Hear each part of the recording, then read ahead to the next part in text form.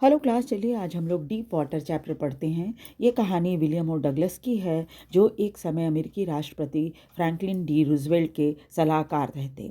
अपने बचपन की दुर्घटना का जिक्र करते हुए वे बताते हैं कि जब वे 10-11 वर्ष के थे, उन्होंने तैरना सीखने का सोचा।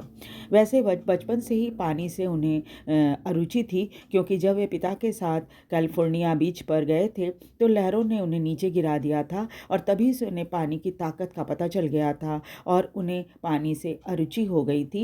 साथ ही साथ मन में डर भी पैदा हो गया था। लेकिन वाईएमसीए की दुर्घटना ने उनके पुराने डर को पुनर्जीवित कर दिया था। शुरू में 2-3 दिन तक वे जब वहाँ पूल में तैरने जाते थे तो और बच्चों के साथ तैरते तैरते थोड़े सहज हो गए थे। परंतु एक दिन जब वो पूल गए तो वहाँ कोई नहीं था, और वो बाकी लोगों के आने का इंतज़ार पूल के किनारे बैठकर करने लगे थे। परंतु तभी एक नौजवान लड़का वहाँ आया और उन्हें गोद में उठाकर पूल के गहरे साइड में फेंक दिया।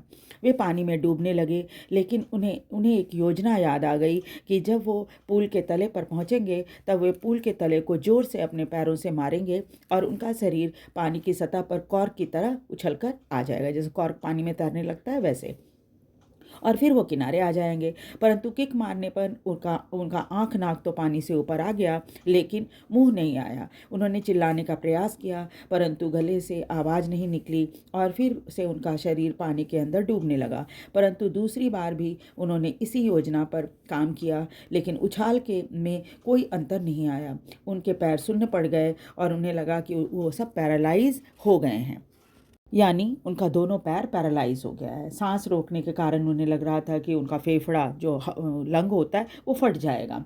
लेकिन तभी उन्हें महसूस हुआ कि सब कुछ शांत हो गया। उन्हें लगा कि उन्हें नींद आ रही है, और जब उन्हें होश आया तो वे पूल के किनारे पड़े थे और उल्टियाँ कर रहे थे। वो लड़का जिसने उन्हें पानी में फेंका था कह रहा था कि उसने तो मजाक किया था, लेकिन इसका दूसरा व्यक्ति जो था वो कह रहा था कि ये बच्चा तो लगभग डूब ही गया था। 1 घंटे बाद वे घर आए, लेकिन उनके मन में डर घर कर गया था। फिर वे कभी वाईएमसीए पूल में नहीं गए, लेकिन जब भी वे मछलियाँ पकड़ने जाते उनका पुराना डर वापस आ जाता। वे ना तो बोटिंग कर सकते थे, ना ही स्विमिंग कर सकते थे, ना ही कैनोइंग कर सकते थे, यानी किसी भी वाटर स्पोर्ट्स का वो आनंद नहीं ले सकते थे। अंत में उन्होंने इस डर से मुक्ति पाने के लिए एक ट्रेनर से स्विमिंग सीखना शुरू किया, और शुरू शुरू में डर लगा। ट्रेनर ने एक रस्सी से इन्हें बांध दिया था जो पुली के सहारे चलता था।